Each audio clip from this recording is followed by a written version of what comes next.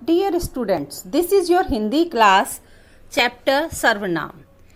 रिया ने रिया के मन में सोचा कि रिया आज शाम को ही रिया की माँ के साथ रिया की सहेली के घर मान्या की माता से मिलने जाएगी।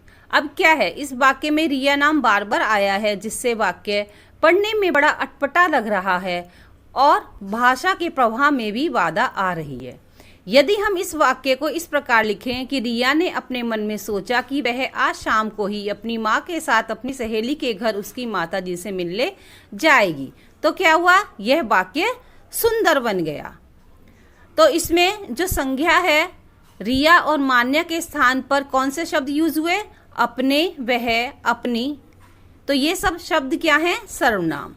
सर्वनाम शब्द का अर्थ है सबके लिए नाम।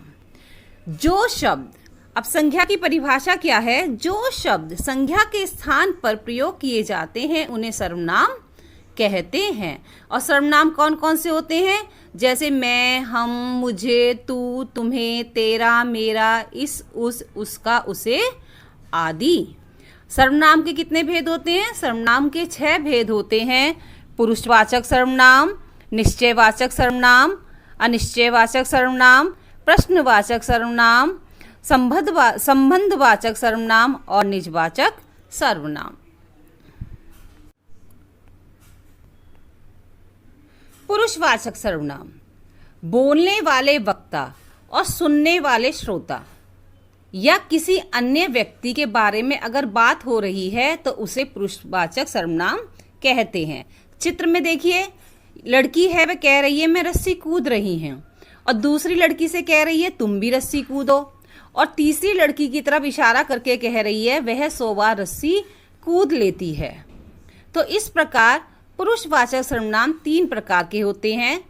एक उत्तम पुरुषवाचक, दूसरा मध्यम पुरुषवाचक और तीसरा अन्य पुरुषवाचक। जो अपने लिए कहे वह उत्तम पुरुषवाचक है, जब 2 जने बात कर रहे हो तो मध्यम पुरुषवाचक, जब 2 जने किसी तीसरे के बारे में बात कर रहे हो तो वह अन्य पुरुषवाचक होता है। अब उत्तम पुरुषवाचक सर्वनाम क्या है, वक्ता या लेखक। वक्ता मीन्स बोलने वाला, लेखक मीन्स जो लेख लिखता है। जिस सर्वनामों का प्रयोग अपने लिए करता है उन्हें उत्तम पुरुषवाचक सर्वनाम कहते हैं, जैसे मैं, हम, मेरा, हमारा, मुझे, हमें, मुझसे, हमसे आदि। अब मध्यम पुरुषवाचक सर्वनाम, वक्ता या लेखक द्वारा जिस सर्वनामों का प्रयोग श्रोता या सुनने वाले के लिए किया जाता है, श्रोता मीन्स जो सुनता है, उन्हें मध्यम पुरुषवाचक सर्वनाम कहते हैं, जैसे तू, तुम, आप, तेरा, तुम्हारा आदि।